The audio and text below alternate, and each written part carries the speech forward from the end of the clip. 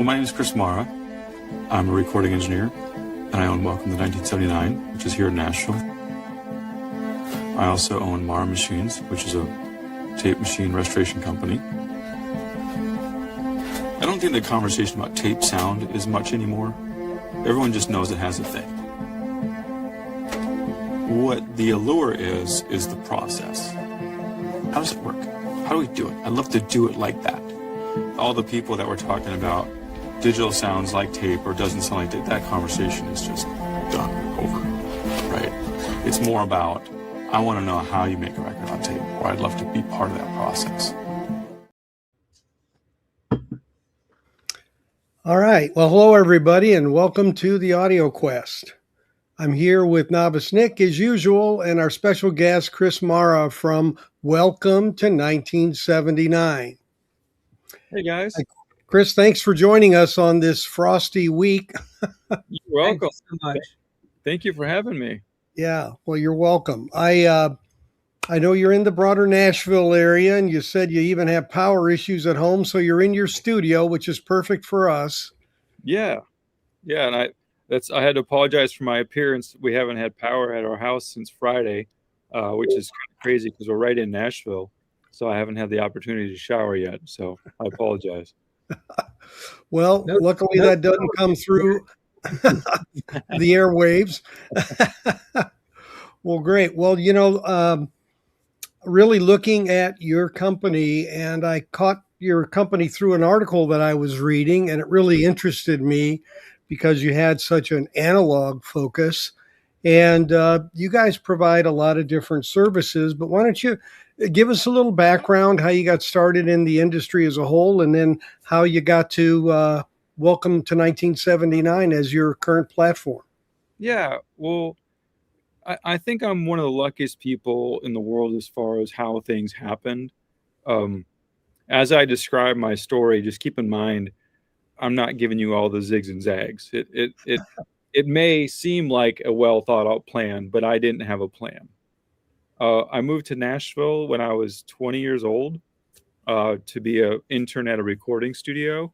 The reason I remember I was 20 is I had to use my fake ID to get into the club to meet my potential boss for an interview, because he's like, I want to see this show.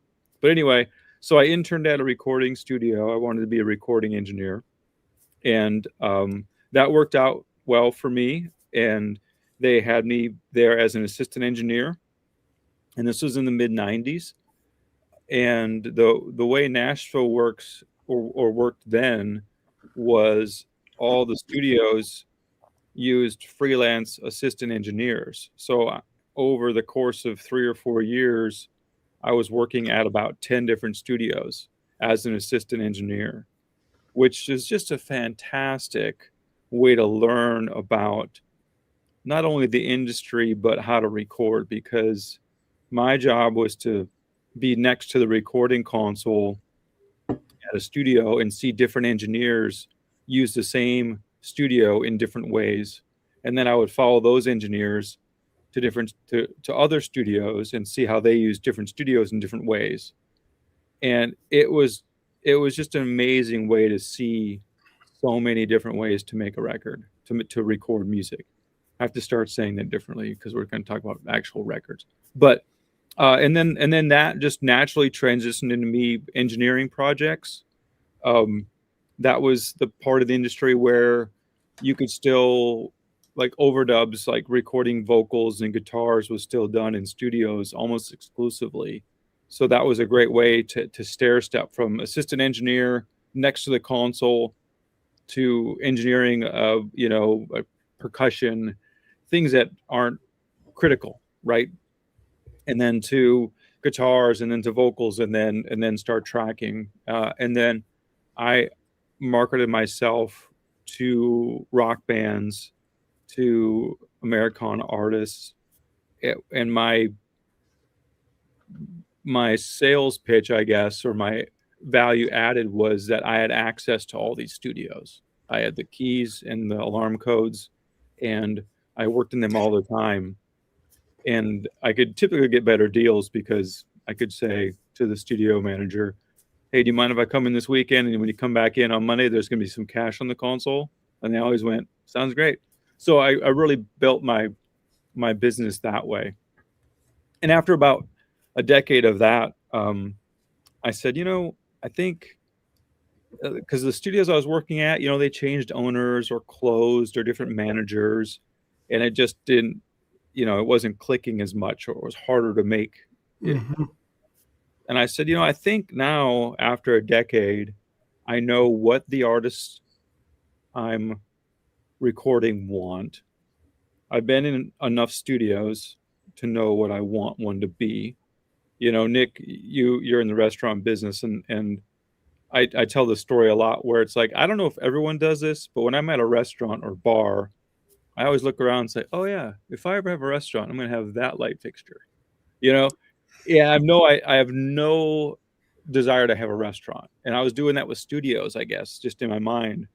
Right. So I knew what I wanted from a studio, and I knew what my clients wanted, rock bands, indie bands. And so it took me a few years, and I started looking for a space and all this, and stumbled across this building that was underutilized and struck a deal with them and rented 7,000 square feet of space and just shoehorned it into a studio. Just, I think I was recording music here within a week of renting it.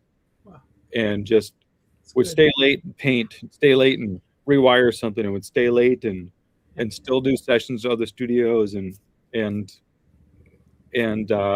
trying to keep this short, but that's okay. We got plenty of time. Okay.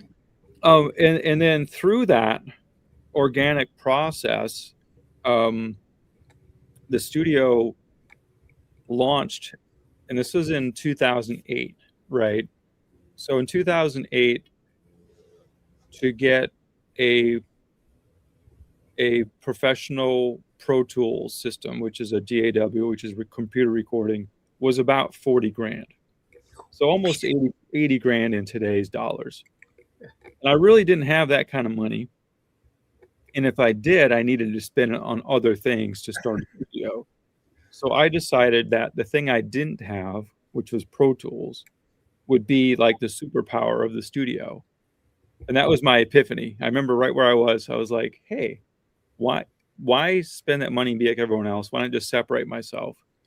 So that's where the name came from. And for the first several years, it was recording on tape only. Not so much because I thought tape was better than ever anything else. It's just I couldn't afford the computer system. Yeah, there you go. So that bred Mara Machines, which is a company that restores tape machines, because the studio got a lot of press. 2008, it was kind of said analog was dead, and I'm like, this is all we're doing. So it really caught the attention of a lot of people. So then people started calling the studio and said, hey, I have a tape machine, or I want a tape machine. Can you sell me one? And I would hang up. I'd say, no, I don't do that. And I hang up the phone. And then I was like, man, I need some microphones. And then the next time the phone rings, I was like, oh, yeah, I'll sell you a tape machine. And I go find a machine, restore it, sell it to them, take that money, buy microphones for the studio. And I did that. I think I sold 6 tape machines the first year, which I thought was a lot. It's one every other month. I'm buying some microphones. And Mara Machines, over the last 18 years, now we do, I think last year we did 40. In 2025, I think we did 46 tape machines. Wow. So that's Mara Machines. It's a whole other company. And then the studio, working with rock bands and Americana artists, they were already releasing music on vinyl. And I had been buying vinyl records for years, but not really associating like music I've done onto a vinyl record, right? I hadn't gotten that point in my career. And suddenly, most of what I was recording was coming out on vinyl. And some sounded really good, and some didn't. And one day, I just bumped into this gentleman named Hank Williams. He's a mastering engineer. And I knew he used to cut lacquers. And I said, Hank, why do some records sound good and some don't? And his answer was, if you buy a lathe, I'll teach you. And I went home and I told my wife, I said, I think we should buy a lathe, you know? And so we did that. I think 3 years in, we borrowed some money and bought this VMS 70 and got a cutting contract with a very large record pressing plant. And we were off to the races. So that's one segment of the studio. And then a couple of years later, we started doing the next step of making vinyl records, which is called electroplating, which is making the metal fathers and mothers and stampers. Yep. And I don't know if I'm masochistic or curious about pain, but we were the first company to start doing electroplating again in the US since the 70s. So I had to find a company to make me the equipment. Find a company to make me the equipment, find people to teach me how to do it, find people to do it, and then learn, you know? And the fun thing about learning is people show you how to do something and you're like, oh, I've got it. And then they leave and then everything falls apart. Yeah. You have to then you really learn it and then it's yours.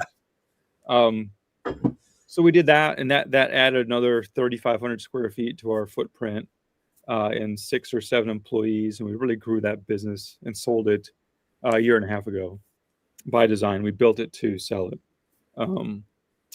And we also have an analog tape restoration and archiving wing of our business. We do a lot of that. I think we bake and restore and transfer about 1,000 reels of analog tape per year.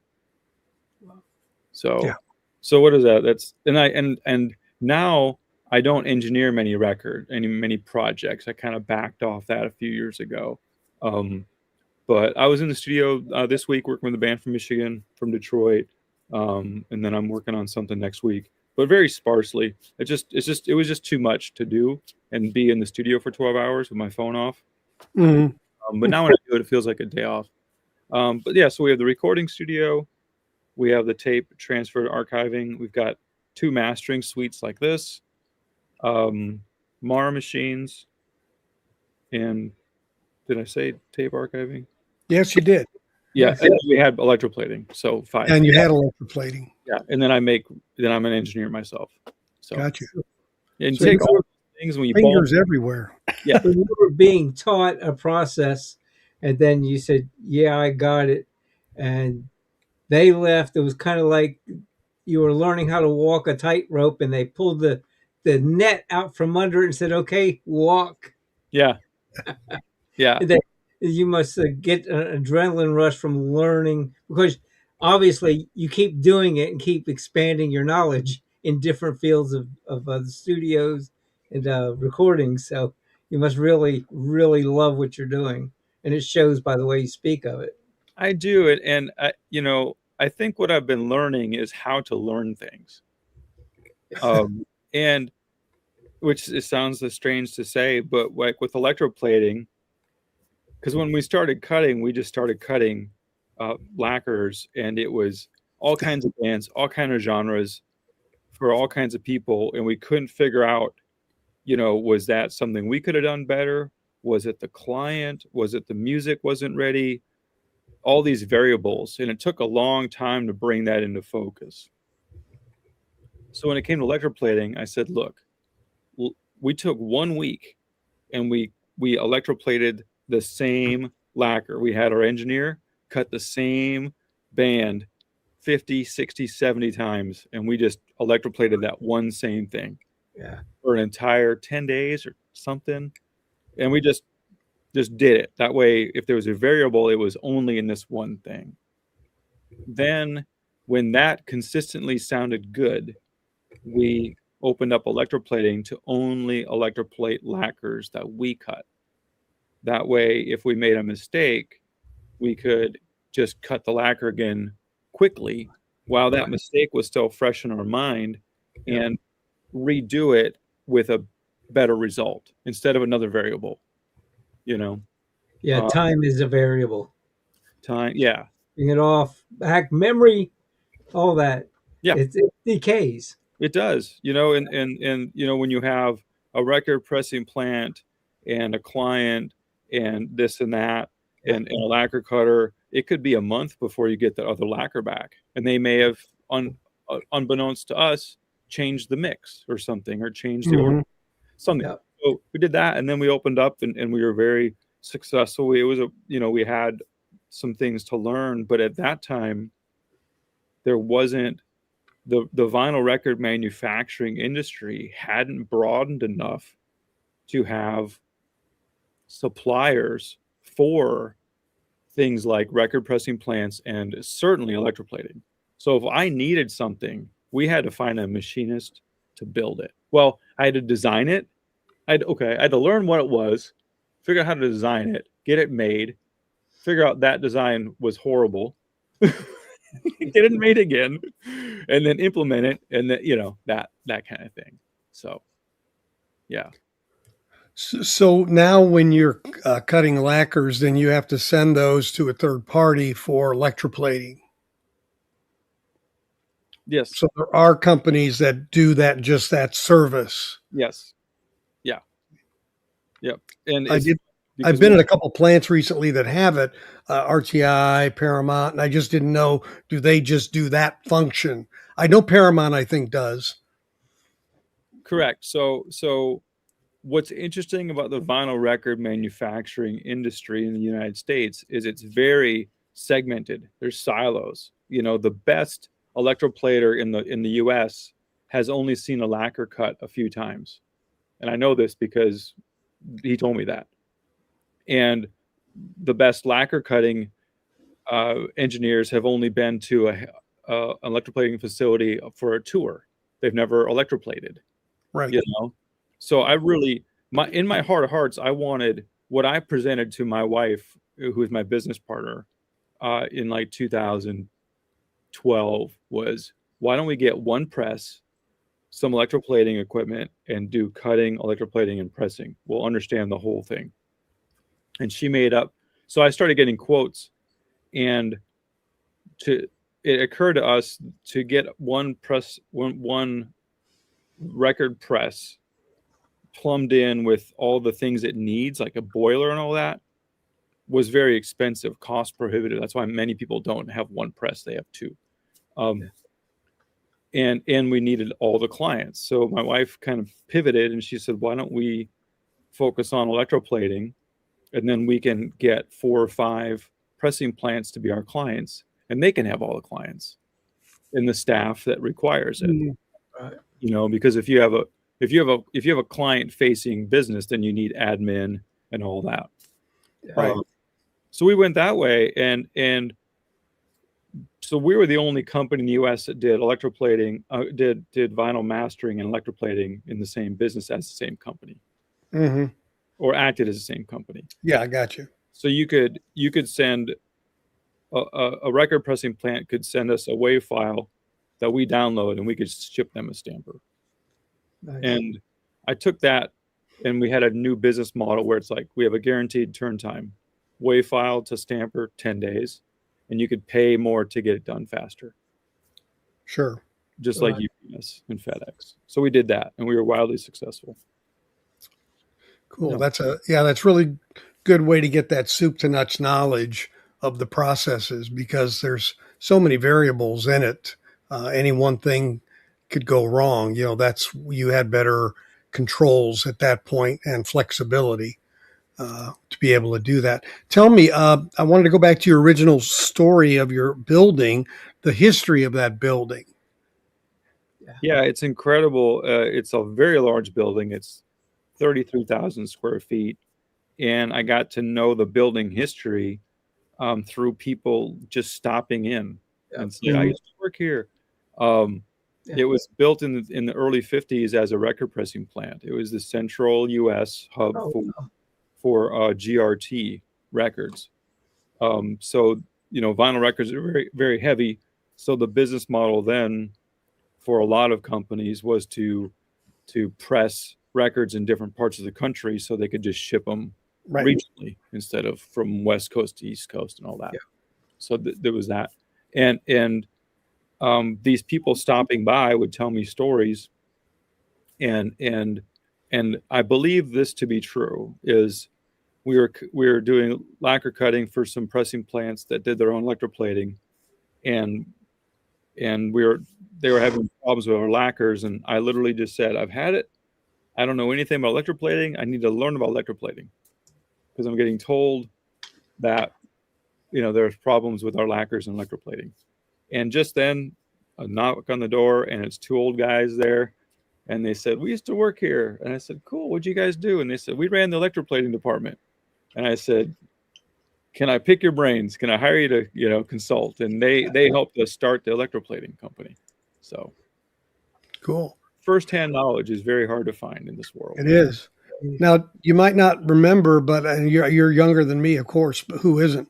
But but GRT actually started off in tape duplication before they got to be a label. Okay. So, yeah. So in 64, they started. And then in 68, they picked up artists as a label like the Isley Brothers, Blue Cheer, Delaney and Bonnie. So they had kind of two lives themselves. So it's funny they were doing tape duplication. Yeah. And before GRT bought it, the owner that built the building worked pressed records for Chess Records. So Leonard Chess would come here and listen to test pressings, which is kind of cool. Yeah. That is. Yeah. I'm a big Someone in the gallery asked a question, curious to know what the most nerve-wracking moment is when you're cutting live. Yeah, so that's a good question. So yeah, the studio is just down the hall from this. So we're one of the few recording studios in the world that can take a full band in a studio setting and cut it to a lacquer. And I think the most nerve-wracking, I always feel sorry because I'm usually the recording engineer. So I'm at the console, I can see the band, and I've got a monitor, a big TV screen. I can see Bobby, our cutting engineer, and she's in here. And I always feel sorry for her because if she does something wrong or the lacquer does something wrong, she has to tell me to tell the band to do it over. I can make a mistake and I can finesse it, or maybe it went by and no one heard it, or grab the wrong guitar on a solo, and the band can make a mistake and it's their band. But if she makes a mistake, literally the record doesn't work. So I always feel her. And then secondly, since I know electroplating, I feel really bad for the people in electroplating who are electroplating the lacquers because there's not a digital backup of it. Right. And even if something goes wrong with Bobby here, she still has the opportunity to have the band do it over. If electroplating messes it up, they can't tell the band to do it over because the band's already gone. They're gone. They're dispersed. Yeah. So, but the adrenaline of being the recording engineer and the musician on a direct-to-disc session overcompensates for the nerves. When I get done, my forearms hurt because my fingers are on the faders and I'm just in it, and I totally forget. A lot of times we do them as events and there's 80 or 100 people behind me in the control room. I literally forget they're there.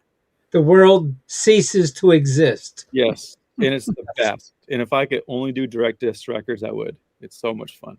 Yeah, that's like a mad rush at lunchtime, and just someone will say the radio is too loud or whatever. I said, I don't hear no radio. I'm zoned in. I'm on the 8 tickets that are in my head being shuffled for timing. I say, the world just ceases. I understand that rush. It's when you want to capture as often as you can.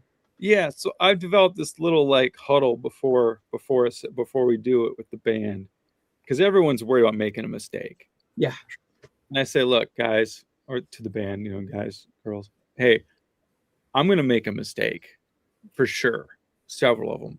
But the mistakes I want to make are when I'm trying to do something cool. I'm going to push a vocal too hard. I'm going to grab something that I think is a solo that it's not. That's how I choose to make a mistake. How do you guys want to make a mistake? Yeah. So that just kind of let's just embrace it and roll with it and do it. Mm-hmm. So, right. Makes them quit thinking about it, which is a great tactic. Yeah. Because if you're thinking about making a mistake and you start getting pensive, then you're Yeah, going to make there it is. Yeah, yeah, there it exactly. is. Exactly. So So, talking a bit about your the business that's Mara Machines, um, how much tape equipment is out there? Is there still a lot that isn't being used that could get resurrected, or what do you think that it looks like? I have, so every year I get panicky because I won't be able to find a tape machine to buy because we focus on one specific brand called MCI, which Mhm. luckily were made here in the States, so that makes it easy. And then I'll have a dry spell, and then I'll buy 10 in a week. So my wife, again, who's my business partner, God bless her, I just tell her when they come in my crosshairs and I can buy them, I'm going to buy them. Because they don't make them anymore. If it's a good deal, I'm going to get them. So we we make onboard 10 or 15 machines in 2 weeks. One day you're in bank, and the next day the bank's looking for you. Exactly. Yeah. And Yeah, it's really been fun how that business has grown because when it was new and we were younger and broke, I had a line of credit at the bank, and I would use that line of credit to buy a machine. So like Nick would call me and say, I want a tape machine. I'd say I'd take a deposit sometimes. And I'd use that deposit to go find a machine or the line of credit. Or I'd use the line of credit to restore it and then wait for the balance. And now luckily through hard work and dedication and luck, we can spool that on our own with our own bank And account. reputation, I'm sure too, right? They know you're out there. Yeah, our reputation's rock solid. how Yeah. fresh are the 3 o'clock in the mornings working on gear in your mind? Man, those days are behind me, thank God. Right. How fresh are those nightmares though? They still linger, or they're gone? They're gone. Oh, good. How it used to work was I would do sessions in the studio as a recording engineer till about 11 o'clock. Then I'd go in the shop and work on a tape machine until 2 or 3 in the morning. Right. And what happens is you get, you're tired. The brain is a muscle, and I would get confused and just frustrated and think, I don't know how to do this. Stop. And I come back the next day and it was just I had something plugged in wrong, or so You needed sleep. I needed sleep. Imagine that. Or I wake up, and I go, I know what it is. Yeah. So when our Mara machine owners call and they have an issue and it's something simple that is a user error, they feel bad because I know right what it is. And I say, no. I said, do you know how I know what it was? You did it before. Because I've made that mistake 1,000 times. Yeah. It's your first time, Right. So, and that's true. That's not just me patting them on the head. It's like I went right to that because I have done that 1,000 times. It's a great Right. resource when you buy something from somebody that's literally tore them apart and put them back together. And used them in sessions, Yeah, absolutely. So, yeah, it's a fun business. We have the coolest clients. So, without naming names, what kind of places are buying those kind of machines? Just business wise, what are they doing? Oh, I mean, I can name names unless you don't. Oh, that's fine. I don't want to put you on the spot. Oh no, it's so much fun to have a company or companies that allow me to meet and work with people that as a kid or an adult I would never even imagine them even talking to me. Yeah. So I think one of my favorite Mara machine clients is Pete Townsend from The Who. He has 4 of them. That's a good one. And then he subsequently has become a recording studio client because he travels. He's on tour and needs to record every once in a while. And he hit me up. He says, hey, you're in Nashville. Is there a good studio I could use? I said, by the way, this is going to sound self-serving, but I also happen to own a studio. And he checked out. He goes, sounds cool. Who could engineer? I said, Pete, this is going to sound self-serving. That's beautiful. Yeah. But so there's several buckets of people that buy tape machines. One is artists like Pete Townsend, Arcade Fire, Rock Band, and on and on. Artists that buy them to record how they want to record. Then the second bucket would be like recording enthusiasts. And what I mean by that is people that have a recording setup of their own, but they're not necessarily an artist. They record, Weekend Warrior, whatever. They buy machines, and then recording studios buy them.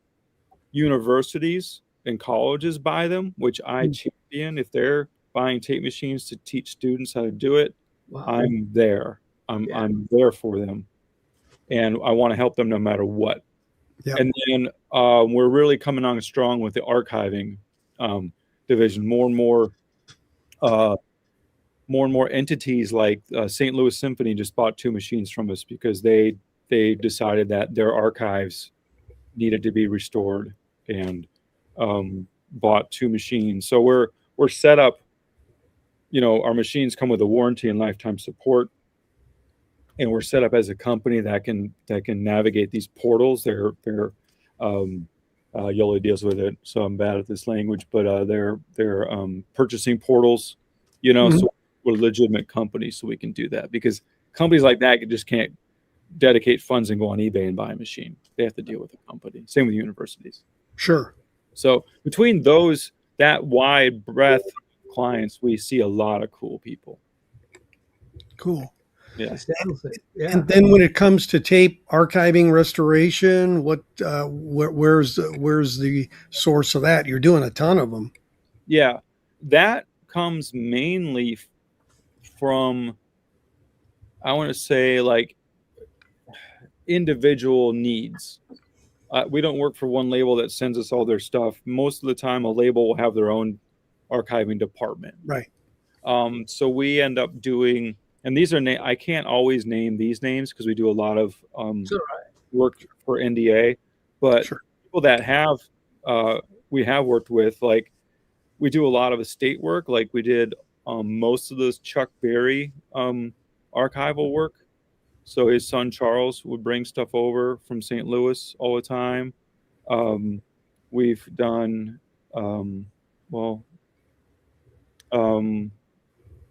a lot of that kind of stuff, but I would say probably 70% of that is just a single band recorded, 2 or 3 albums back in the 70s or 80s, and they have 4 or 5 tapes, maybe 6, maybe 7, and we restore it, and they're just all about it, Sweet.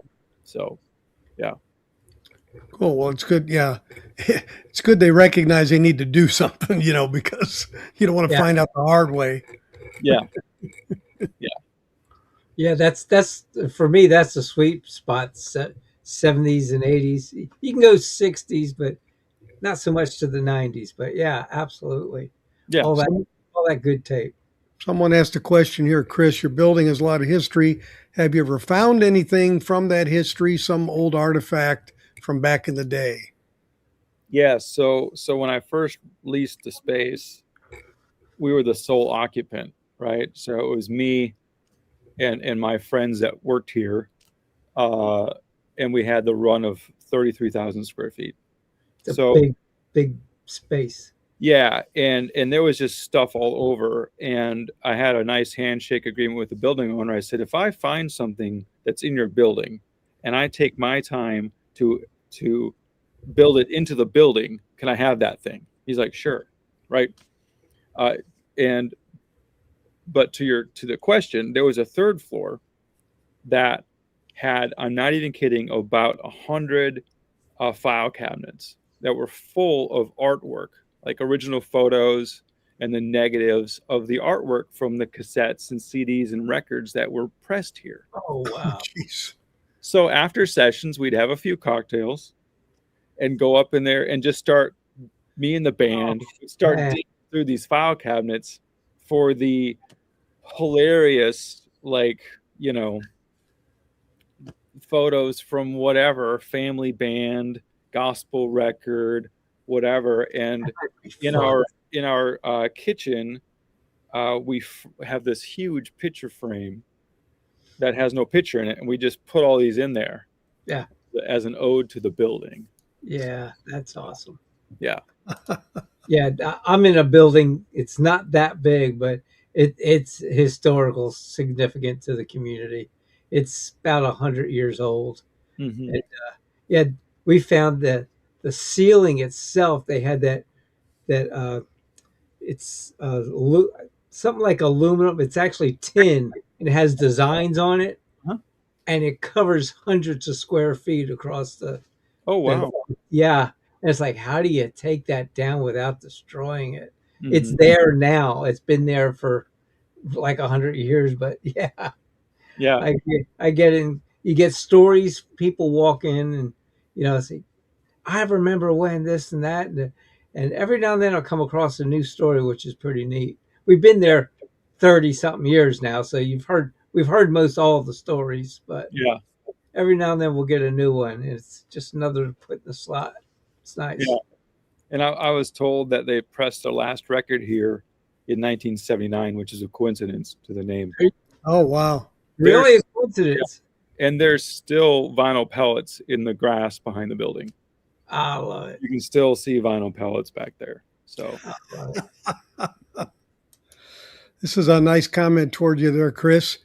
As a true believer in analog vinyl records, I'm really encouraged to hear Chris's story, what he has already done, and what he's doing to resurrect analog recording. Inspiring. I agree. well, thank you. And that's why I wanted to have it. Thank you. Yeah, and cranberry sauce. Now I want to take a can of cranberry sauce and just have it just come out onto the plate. Eat it. By the way, if you want to look at Chris's studios and his site, go to welcome-to1979.com. They've got a great tour you can take, a virtual tour and pictures. It's really, really cool, the layout he's got, and the software on the website there that takes you through a tour. So kudos to that as well, Chris. Thank you. Yeah, it's a great Really? company. Awesome 3D tour. Yeah. Here's a question for you. Have you ever considered tape duplication, 7.5-inch, 4-track pre-recorded for new recording artists you press for, or like Tape Project, Chad Kassem, 2-track, 10.5, 15 IPS? I have, and Chad's a friend of mine, and I learned a lot about it. And through Mara Machines, we've built machines for people that make those duplications, right? And what I've learned through Chad is the hardest part of most businesses are the things that aren't public. And what Chad's secret sauce, and he is an amazing person at this, he has built his business on getting the original tape. Yeah. And I don't have that juice. I don't have it. And for me to want to sell something, I would want to be able to say without a doubt, this is where it came from. Yeah. And I don't want to make a copy of a copy of a copy. Mm-hmm. Right. So one day I hope I have the clout that Chad has, and I will do that. But until then, my hat's off to Chad because the Tape Project does a good job too. But I think Chad has the market cornered on getting the actual tape. Yeah. Make the copy. Yeah, and it's getting tougher and tougher for a lot of different reasons. But yeah, that's a whole piece of the business that he has to deal with, and it sometimes takes years, literally, to make those connections and get those contracts and make that work. So I think it's I get what you're saying there. Yeah, and the engineers that make the copies, it's the Lord's work because it's in real time. You put a tape on, you may have 2 other machines that are recording that, or 3, but it's 3 at a time. Play it, listen, make sure it's great, QC it, put them in a box. A record comes off a press every 35 seconds. Yep. Nope. So I get you. Yeah.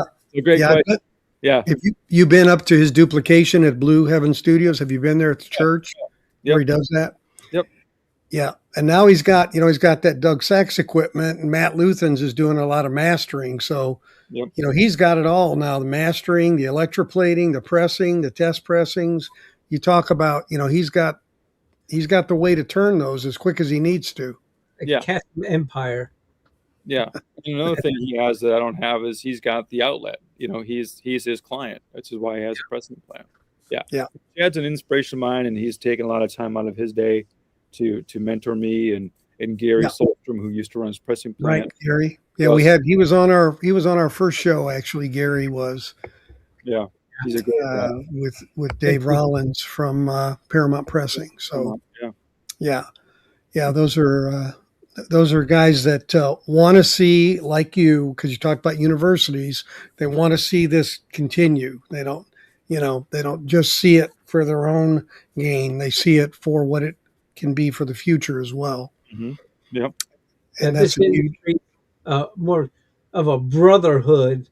It seems to be than business. It's more of a brotherhood with the same goals of continuing to bring quality recording, and it's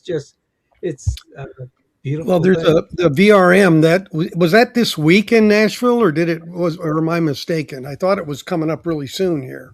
Oh, the VMRA meeting. VMR, yeah. Yeah, that was supposed to be later this week, but we just canceled it due to the weather. They had the Olympic downhill skiing this week there.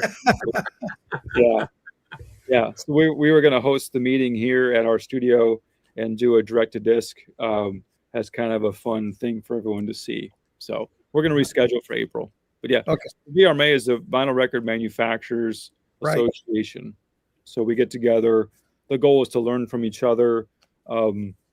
My personal goal is being involved is that a pressing plant can understand what a vinyl mastering engineer does and what electroplating does, and so we can all work together better. Yeah. No, and that's how'd I put it? Nobody's running off ego there. It's a lot of guys trying to help each other get better at what they love to do. Mm-hmm. And that's good to see in industry. There's plenty out there for everybody. It's just a matter of where your niche is. Right. Exactly.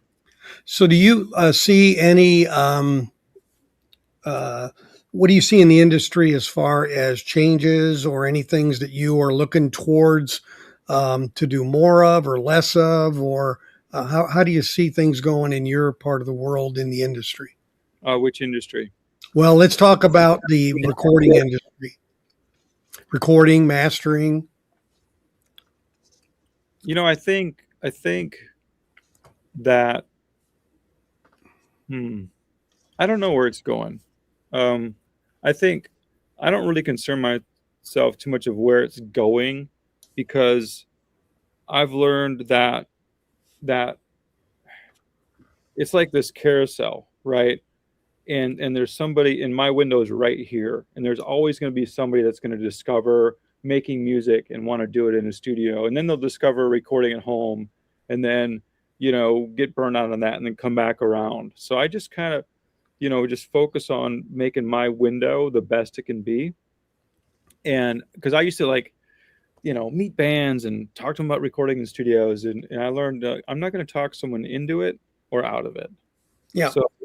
So what that means is when I'm recording a band and they start asking me what microphones I used, I'm like, oh, they're going to do the next record of their house. Fine. That's awesome. Then they're going to learn they're going to have more of experience of the whole process and maybe an appreciation for what people do. And then on their fourth or fifth record, they'll bring somebody in like me to help with that task. That's all. Yeah. And I don't mean that in a like sour grapes way.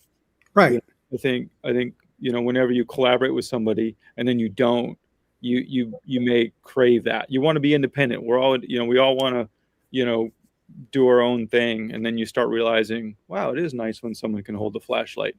Yeah. Help you make wine instead of sour grapes, right? Yeah.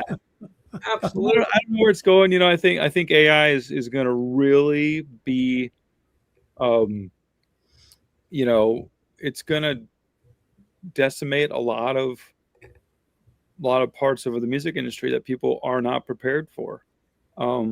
Right now, I'm embracing it. We use AI a lot in our tape transfer department to help sort some things out. But and I think it's giving a lot of people access to creating music, which is great. I think the world thrives on creativity, and just because you don't play an instrument now doesn't mean you can't have a song in 3 or 4 minutes or work on it. I think that's great.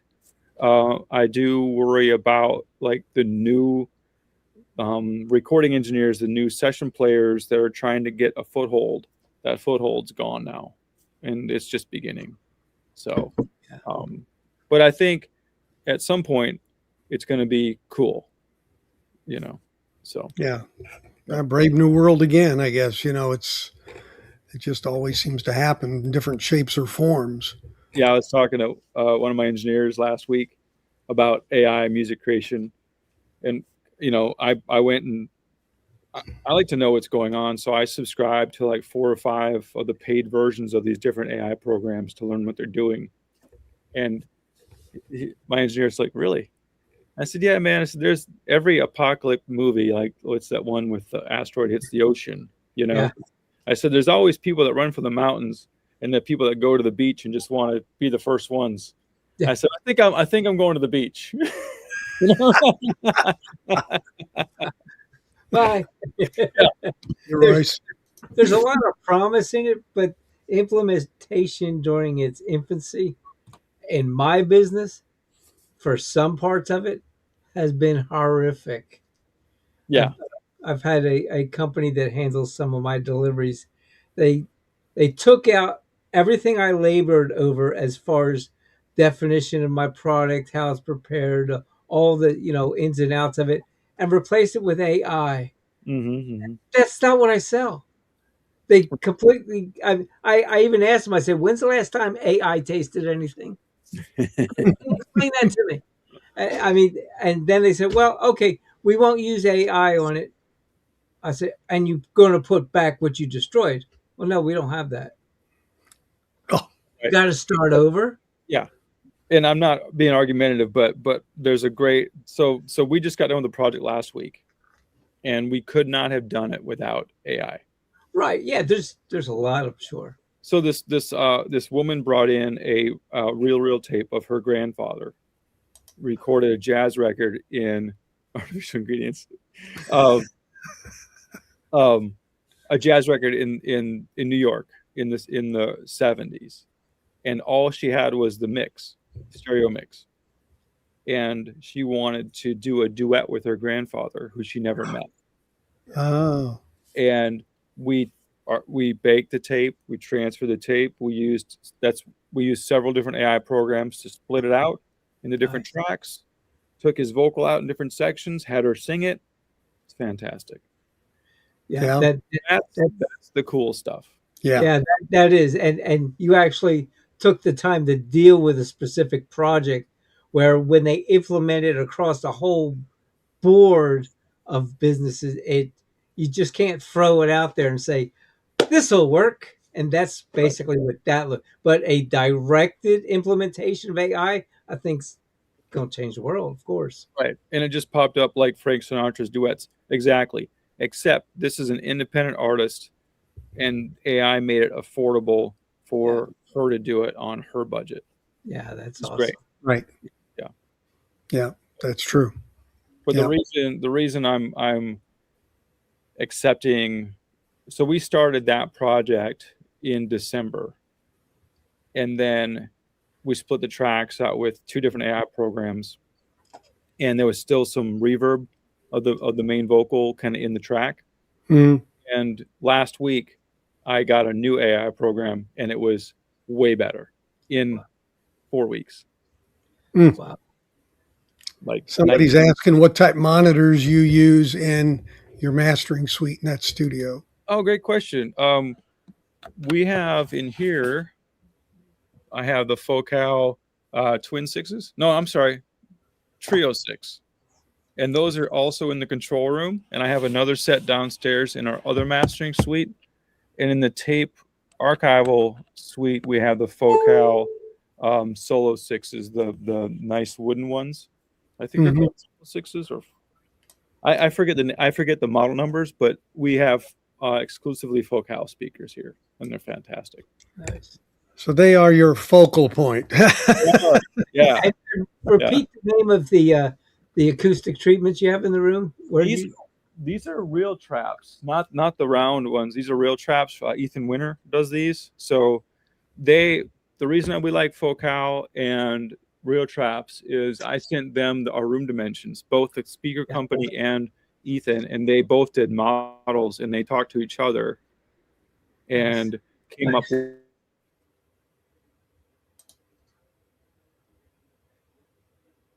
Everybody do it. with this, and the room is great. Did you guys? There he is. Okay. Everybody talk- do it. All right. That's okay. But yeah, they we sent them the room design, and they did models and sent us back, and we just got the package that they Oh, nice. where to Okay, put them and great. everything. So yeah, Good. Highly recommend them. yeah, totally. Yep. Nice to know. Yeah, that's great to know. What is do you think for the machine side of the business and the repair side, any issues with parts? Do you see that availability is getting tougher or pricing is getting tougher or what's going on that end? So we've been successful, and it's nice to have a stable company, thanks to the people that keep buying machines every year. Mhm.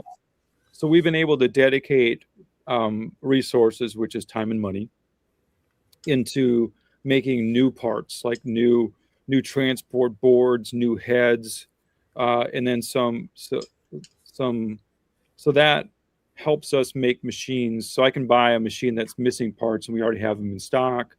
We can sell those parts to people that don't have a Mara machine who want to get one working. They're plug and play boards. And now we're starting to have some fun with the sonics of it. We're having some plug and play audio cards you can just slam in there, and they have new features that the original ones didn't. Wow. It's our company is kind of hitting this renaissance where it's like we got the restorations figured out. And now we're like, okay, we found another gear. So we're having Yeah. a lot of, Oh, that's awesome. Yeah. The next generation of the same product. yeah, exactly. So, That's cool. yeah, Like keeping it alive. I like that. yeah. Question here, Chris, do you see your company as ever getting into producing reel-to-reel tapes? I think we kind of had that one a little bit earlier. Yeah, we did talk about that, and the question there was that the acoustic sounds are expensive. If anyone does them, they're going to be more expensive than what acoustic sound does. So, Rhino even did like a T-Rex. It was like $300, but they own the rights to it and everything. So, yeah, just the cost of materials is half that. Yeah, let alone time. So, right. Yep. Yeah. Yep.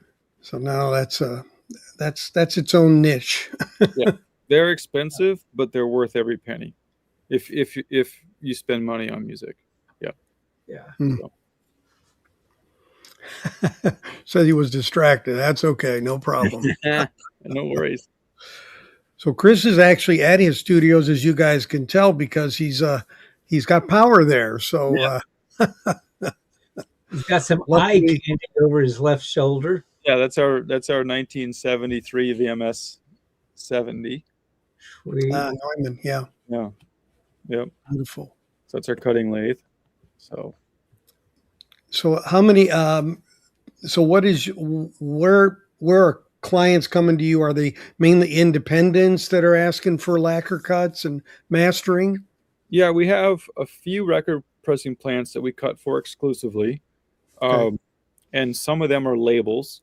Like Waxwork in New Orleans is a great one, a great example of a label.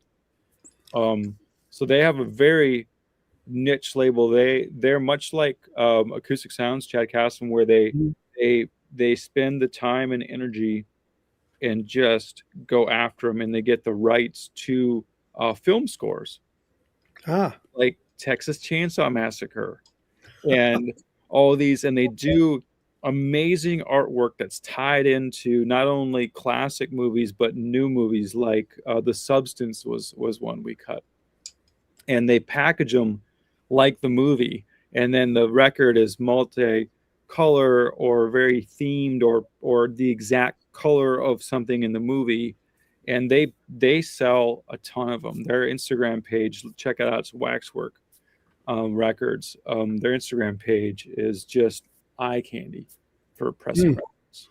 Is it WORKS? Yes. Okay, Waxworks or X. Waxwork. Work. Okay, Plural. gotcha. And then so we have a few pressing plants, a few labels, and then much like all my companies, the probably half or 60% are independent artists that come to us one at a time. So What's the turn rate, or what's the lead time generally on getting stuff mastered? we do a turn time in 5 days for lacquers. Oh, that's pretty good. Yep. Yeah, that's pretty good. We schedule it and go from there. So, yep. So here's a question for you. So parts, what about cutting heads? Mhm. It asks about SX74. Yeah, that's the cutting head for the VMS 70 series. Mhm. You can also take a SX68 and have it modified to a 74. Mhm. So we were lucky. We have two cutting heads, but again, so the vinyl record manufacturing industry has been stable enough for 4 or 5 years that allows companies to start building, to be built and build things that companies that are in the industry need, like cutting heads. So there's a gentleman named Andrew. Oh, I forget. He's in Brazil, maybe, or Greece. I can't remember. I follow him on Instagram. He's making cutter heads. There's another company making motors. There's another gentleman in Europe who's making the audio cards that plug in here, just plug and play, much like we're doing for Mara machines. Hmm. So the support is getting better, and there's just more people cutting. Like when we started lacquer cutting in 2010, there was one other mastering engineer in Nashville that did it, and he had a different lathe than us. So if we had a problem, we had a problem. Yeah. Now, not that many years later, there's Infrasonics in town, Sterling's in town with 2 lathes. There's still Wes over at United, and 2 other people. So that's 5 or 6. Yeah. You know. Yeah. And, So that was before Sterling moved to Nashville then, yeah. correct. Yeah. Get So Anson now, in. you know, if they need a style eye or we need a style eye, or, you know, who needs to borrow a head, you know, we can just kind of, Right. you know, Nice So, community to be a part of. yeah. Yep. And then you know, there's a lot of things you don't see, like style eye are a big deal. And there's a company in France that's making diamond style eye, and, you know, they're great, you know. So I tend to support the newer companies, and not saying that my Shanks products aren't great, but I understand it takes money to make things good. Yep. So I'll onboard something and people are like, really? It's like, yeah. Well, what if it's not great? It'll be fine. If it's not great, they're going to send me another one, or I'll pay them for another one or something, and then it will be good. One of my main frustrations when we started electroplating was so many people said, well, let me just see how you do, and then we might use you. I said, how am I going to do it? Yeah. You know, Nick, it's like the restaurant. Well, we're going to wait till we hear from a bunch of people that your food's good. You got to come in, Yep. taste it yourself. That's Yeah. how It's how we're going to be people here. don't set out in business to produce a bad product. Exactly. Yeah, their goal is to be superior, Yes. And and it takes experience. requires feedback, Yes. real feedback, not thumbs down. No, you need tell me your real thoughts, and if it's within my power, I'll fix it. Yes. Right. I mean, And that's- I'm not rich. I don't throw money around. But Right. but you know, if they're the company that makes new recording heads for us on the tape machines. They're young people in Italy, and they said, hey, we need to charge you like a design fee. I said, no problem. And just like you said, Nick, the first head we had in the design, it took 4 revisions. I ended up paying a little bit more, and we have a head that's works, and I have license to it, and they did the work, and I'm happy for it. And if no one does that, we're not going to have the stuff. That's right. Yeah, there's certain things people call cost, and other people call investment, because you've got to get something out of it. But here's a good question here. I think that's a good one. Music in the house. If you could get your hands on a DMM lathe, would you? Is it worth reinventing? I don't know much about it myself. Right. So DMM stands for direct metal mastering. Okay. And from a manufacturing standpoint, it's brilliant. Mm-hmm. So this lathe, and I will say 98% of them in the world, cut music on. Sorry, I'm right here. That's all right. On a lacquer disc, right? This is a blank lacquer disc, soon to have music on it. And this lacquer disc then has to be electroplated with a nickel surface that you peel off. And that then is called a father, which has ridges. Then that has to be electroplated again. And you peel those two apart. And the father has ridges, and now the mother has grooves. Yep. Then you take that and you electroplate it again and get a thinner one that you can start making records from. Stamper. That's a lot of processes. Yeah. And the sound doesn't degrade, but mistakes can happen that make you have to start over again. Yeah. So direct metal mastering, they said, hey, if we could cut a copper disc, then that is our mother. Then that copper disc goes right in the electroplating, and we start making stampers from it. So you skip a lot of steps. Yeah. And you skip a lot of potential mistakes that make redoing parts. Problem being is this lacquer has a sound to it. People describe it like analog tape has a sound to it. Yeah. And so a direct metal master, in my opinion, is a lot quieter. Like the noise floor is quieter. But some people say the sound isn't as rich. I don't get into those discussions. Would I invest in it? I think so. However, it's a lot of money. And I think our clients would only be record pressing plants who want a less expensive resource. Mm. So it's hard for me to spend a lot of money to go after clients who want to spend less money. Yep. Does that make sense? Yeah. Yeah. That's a great question, because I just took a look at this a few months ago. Again, I revisit things every few years because technology changes and the industry needs change, and my thought processes change, So I just looked at that again. And you can convert these, but it's very, very expensive. And once you start, you can't stop, and you can't go back. Yeah. So I was going to have to get another one. So, and we're talking about like that or a Ferrari. I'm not even kidding. So I kind of want a Ferrari now. Just an oil change will kill you. Yeah.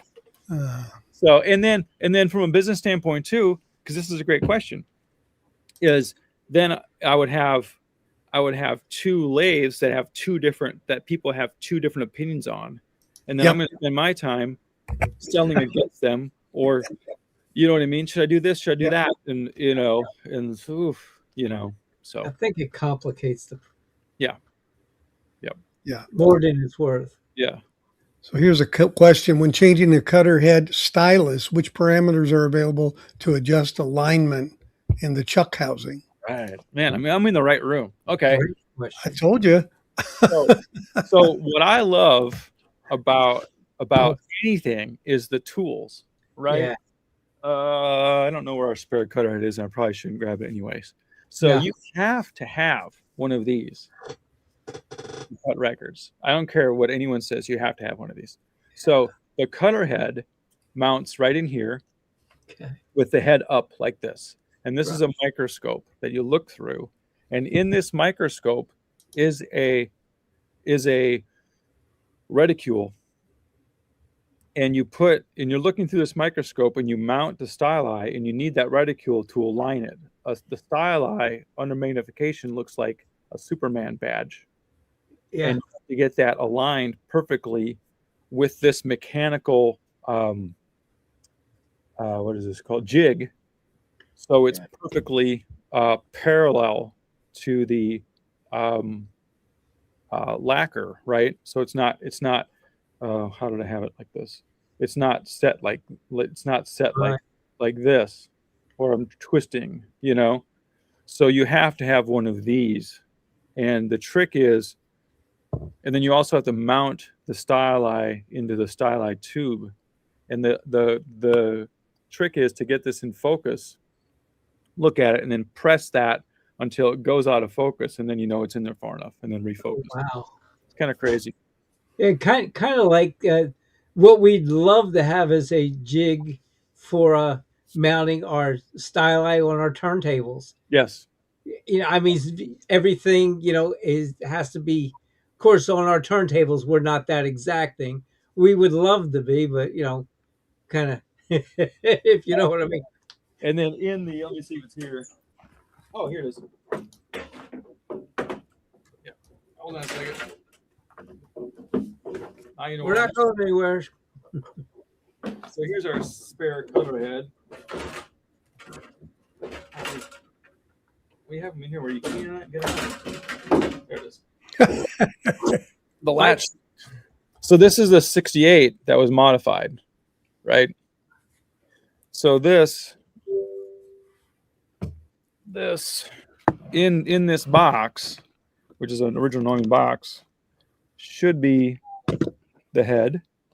And then there are, it's funny, there's a little spot in the box for this little tool there. Yeah. So this opens up. There you So go. Neumann's great, right? And in there are all these little jig tools, right? Yep. Jeweler's tools to align it, like a little crescent wrench to align it. But this head is where the rubber meets the road. So there's not a styli in there right now. Right. Right. So I don't want to damage this. Yeah, don't. Yep. But this is where the styli goes in here. See that it goes into? Oh, yeah. And then that's the heating wire, clips on there and clips on there. And then you see these two black dots right there, those circles. Those are actually the speakers, I call them. That's the styli. Feedback. Yep. No, actually, there's a cutter, the drivers. Oh. Yeah. So people talk about, you know, you've seen those pictures of the groove, and they say left side, right side. That's not right. Yeah, that's not true. So those two speakers are mounted to the styli at a 45-degree angle, like this, pushing like this. Right. Okay. That groove is doing this. Oh. So your mono is this. Your kick drum, your bass, your vocal is doing this. Oh, wow. All your stereo information is here. The guitars that are left, right, the overheads, the room sound, the reverb. So the groove is doing this, and it's getting narrower. When it gets deeper, it gets wider. When it goes up, it's narrower. All that. It's literally a 3-dimensional ride. Correct. And it's out of, this is a little technical, it's cut out of phase. Yeah. So when they're out of phase, they're pushing like this, right? So it's like deeper, deeper, deeper. And if something's out of phase, like guitars are cut out of phase, then they push together or pull together, so that thing goes up or down too much. So the vibrations from those tiny speakers are what? Yes, exactly. So this, if you turn the music down from the speakers and listen to this cutter head, you'll hear it. Yeah. I did that at Bernie's place. I was listening to one. Yeah. So then you're at home, your styli is doing the opposite. It's in that groove doing this, and little wires go to an amplifier that recreate that. Right. Wow. So talk about abuse. Yeah. Right? That's why the bass, what did that say? I'm sorry. Whoop, sorry. That's why the bass heavy grooves are thicker. Correct. Yeah. Correct. The well, kind of. The bass heavy ones, the groove is wide, it goes left to right further. Right. When the groove is deeper, that's when there's more in phase or there's more phasing stuff going on. Stereo image is deeper. Yes. So big bass note, left to right. Big stereo guitars, it'll go down. Down. So, yep. Cool. It's a three-dimensional roller coaster ride. Chris, I'd like to thank you for everyone else for the best visual description. Yeah. of how that works. Absolutely. I've never seen a better explanation. Okay. Thank you so much. You're welcome. You're That welcome. was incredible. Yeah. So there you go. I told you we had some geeky people that wanted to know it. So there you go, Chris. Oh, absolutely. Yeah, that's really excellent. Yeah. And it's magic to me. You know, I can understand how a record could recreate I had to give you some of that. record could recreate like whale sounds or tones, like frequencies, just single frequencies. But when a record can recreate a human voice where I can't tell the difference, blows my mind. I don't understand how we fidelity we have. I don't. Same with tape machines. Yeah. I don't get it. In some ways, it's easier for me to understand digital the way it works than analog, because analog has so many variables in it. Yeah, true. It's just astounding to me. Yeah, a friend of mine once said he put like a toothpick in a record groove and he could he could hear the music coming out of it. Yeah, exactly. He ruined the record, of course, but yeah. And I'm such a nerd, you know, because like you can look and measure grooves with a microscope, right? Yeah. So I took that same microscope and put a piece of analog tape under there. I'm like, what is going on? And you just can't tell what's going on. So there's a question for you. Do you have a preference on stylus shape for playback? What do you run as a cartridge? Oh man, you know, I don't care. I do care. But my favorite cartridge company is Grado, and I'll tell you why. I put a Grado on. The first one I bought was like a Grado Black. What are they, $90? And I dropped it on a record, and it sounded like rock and roll. It sounded great. Like I got it. It was, you know. And then I kind of went up to the Prestige series, and it was great, a little cleaner. But I don't know the shapes. I don't remember if they're moving coil. I push the button, and if I like it, then I keep it there. So Nice. yeah, I think that's a Fremer thing. So the guy that does that, talk to him. So that would be episode 6. Look back in the catalog. Yeah. Okay, all right. Music in the house. Here's another question. Okay, so the vibration room run the risk of transfer. Yes, 100%. The room doesn't have to be dead silent. The floor has to be, in my opinion, concrete. So when we first built the mastering suite, I specifically chose a room downstairs on the main floor in the corner that was like bedrock. Mm-hmm.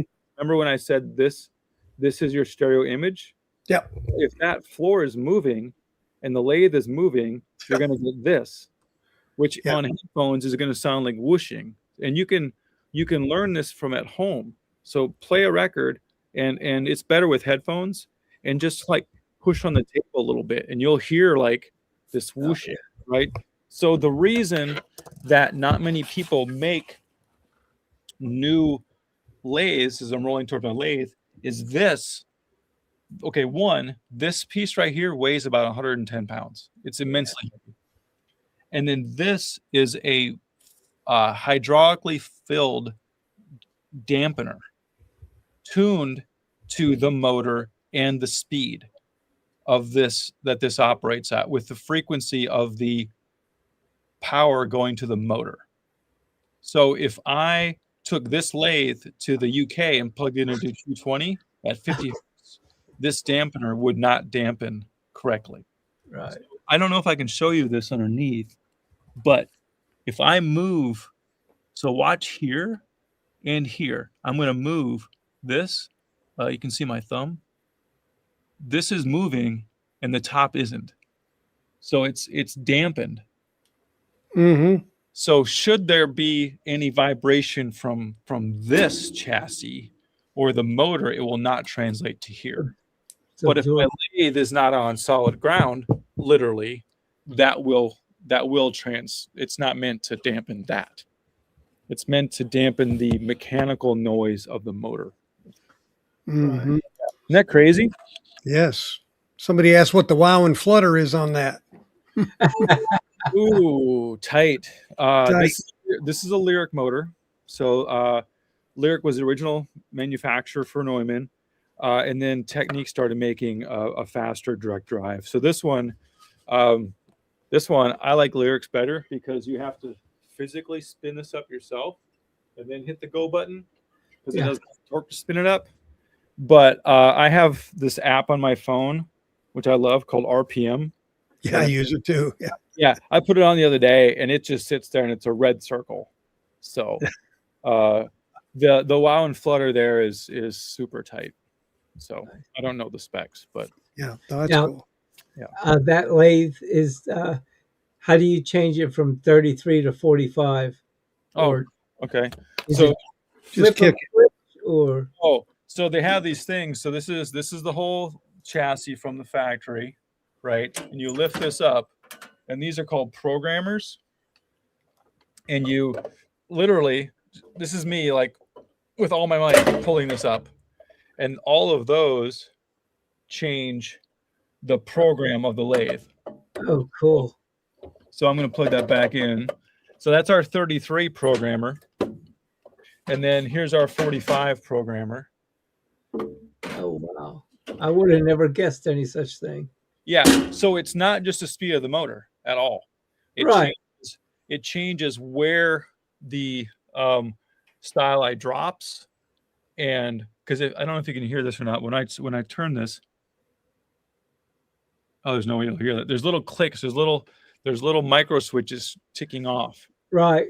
Because the RIAA, the Record Industry Association or something, I forget right now, there's standards of where the lead in goes. Yep. All that, and those change between 33, 45. Well, I don't know about 33, 40, but they change between 12-inch and 7-inch and 10-inch. So those programs do that too.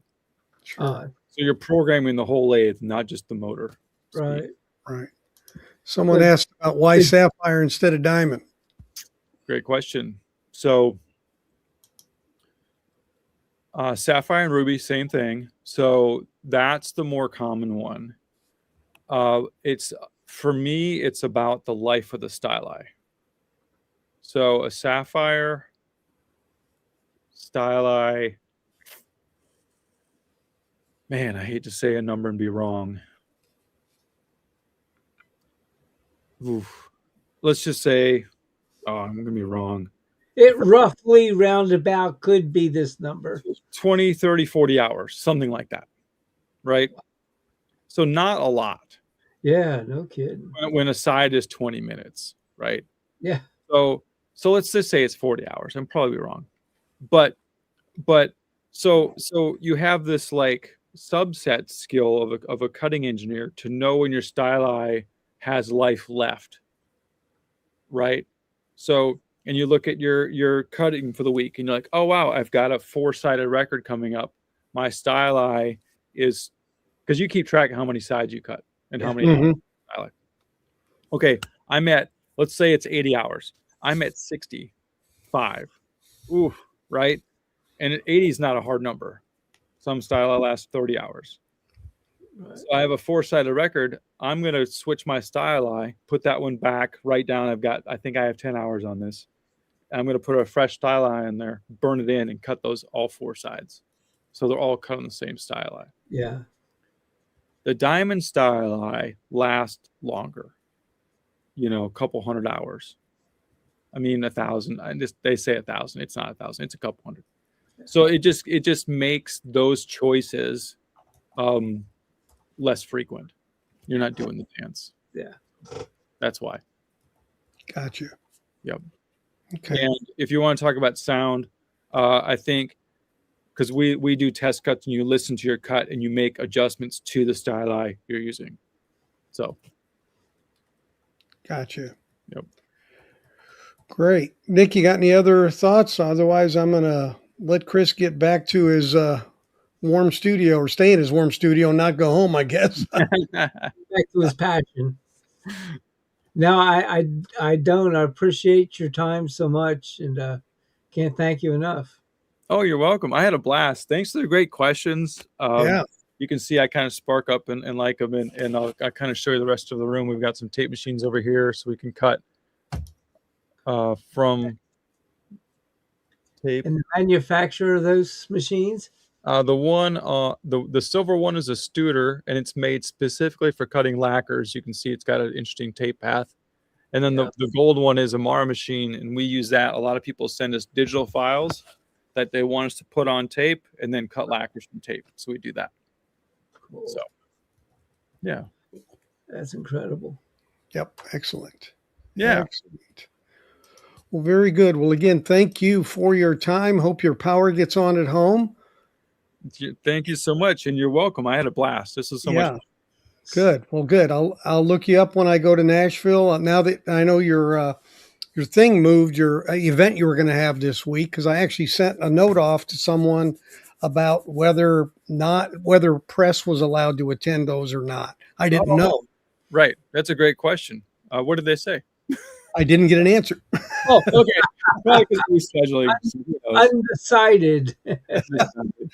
I didn't get an answer because I was thinking of coming, but then the weather kind of blew all that. Okay. Yeah, they were probably in the midst of switching it. Yeah. Yeah, but I'll stay in touch with you at least. So. Yeah.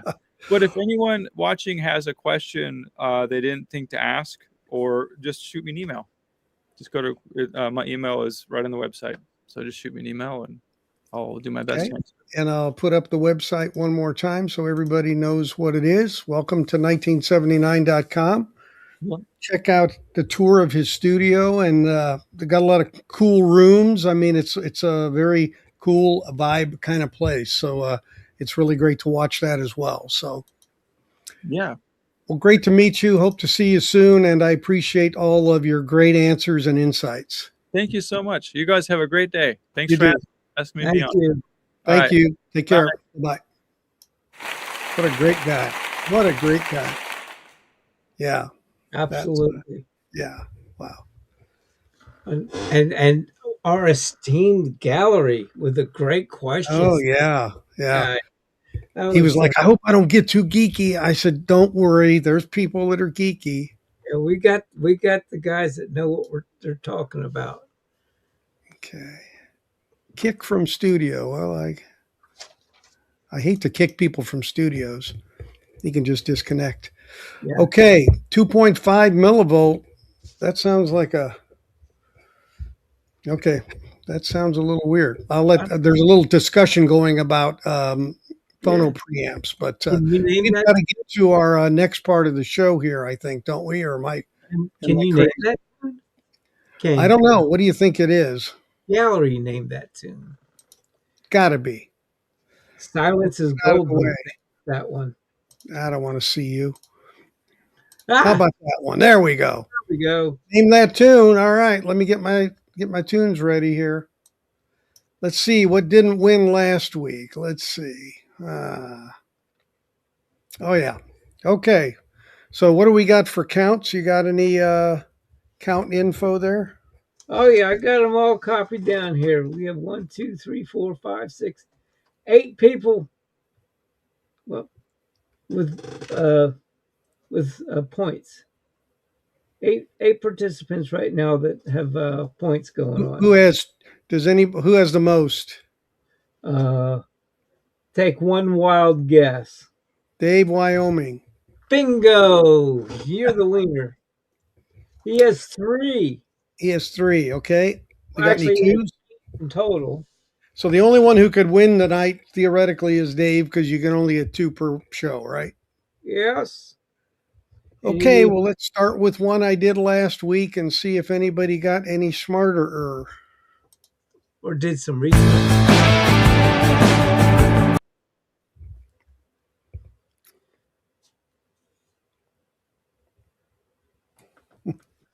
Can Chris name that tune?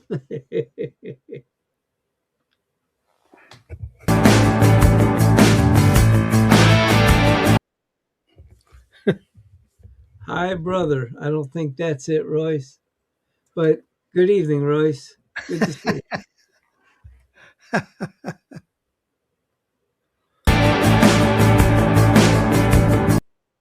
Anybody out there? Well, the next sample is going to have a voice. The next section. Give you one more clue. The cold veranda in the dark is gone.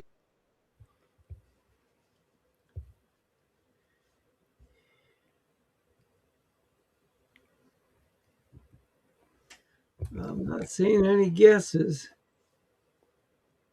Is this thing on? Okay. Something ELO. Something ELO. That is correct, something ELO. But the name of the song? That's what I need. Yeah. Okay. All right. Do a little studying on that one.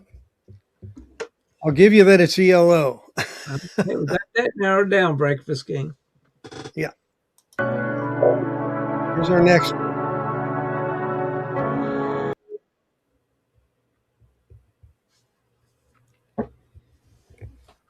Huh. I think I've been stumped on half of them. I'm stumped again.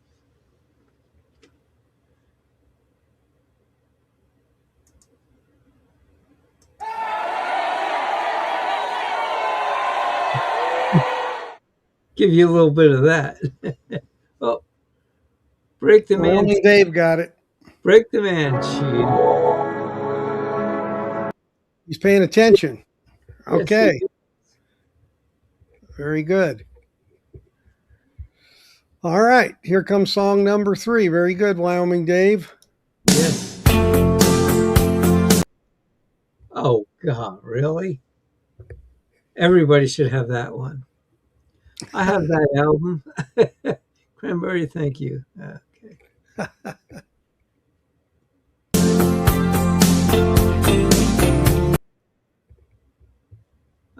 Missing You. Nope. It's a good guess, though.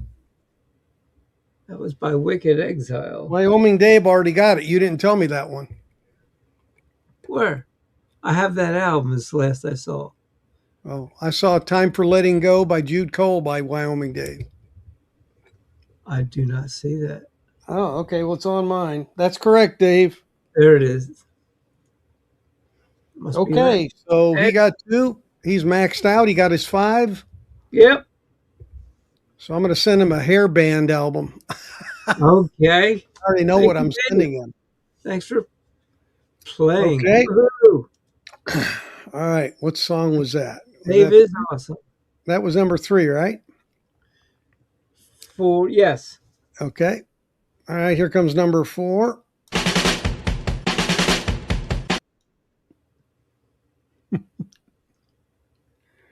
I'll give you a little more because that's a start you might not have ever heard of the song.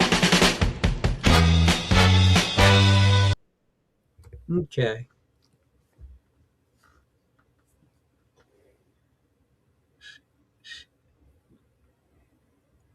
I think I know the band. I'm working on the name. Anybody? Is there anybody out there?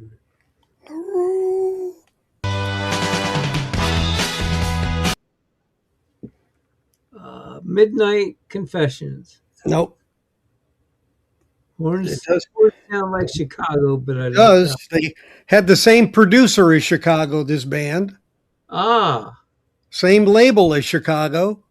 Came out of Chicago like Chicago.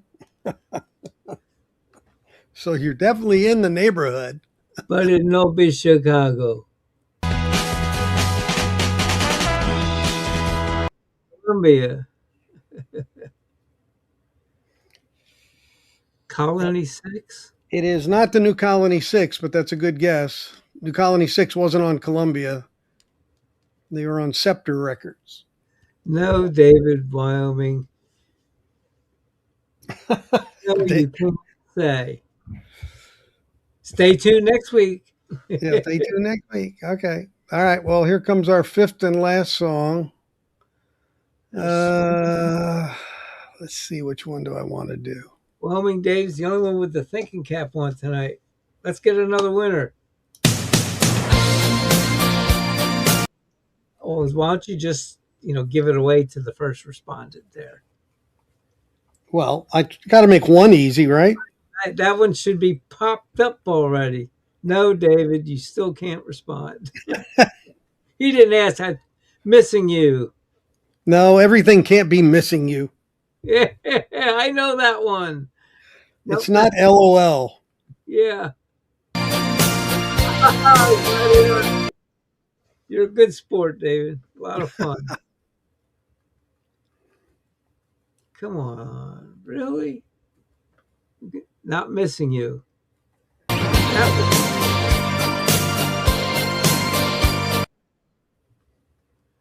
But it does kind of sound like. I'll give you a hint. Think Go-Go's, but it's not the Go-Go's.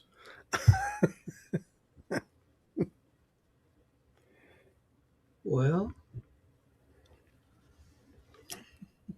look there. Ah, Another swing and a miss. Wait.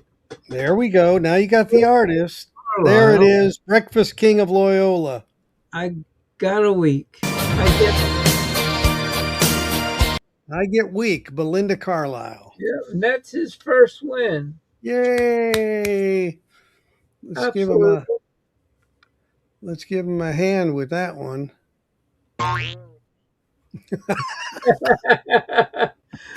Never mind. I don't want a hand from you. Right. Okay, so that's our 5. So, Dave, we got a record coming to you.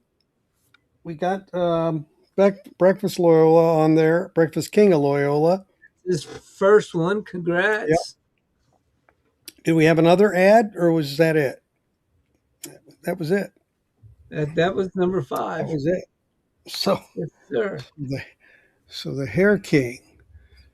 So that's it for Name That Tune for this week. So, Dave, I'll be sending you another record. And Cranberry Sauce, yours is going off tomorrow as well. So we'll be getting that done as well. Okay, yeah, that's from the first one. Okay. Chris Mara sent in the private chat. He said, I thought it was Tom Petty at first crack. So he was he was listening in the background too. Thanks again, Chris. So getting back to Boot Trader wanted to know about losing substantial volume because he has a voltage difference in the cartridge he's using. So the Shipmani 2 does have different settings for it. So I think you could get back to a decent load on that and sound like you used to. They're like dip switches underneath on that unit. So yeah, that's what I have on my 1219. Yeah. The Manny 2. Yeah. Thanks, Cranberry. I think we did have a terrific guest. I mean, I try to do a little bit of research to, find people that I think will be interesting and different. Not that Fremer isn't different, but we're not going to go there. Yeah. But anyway,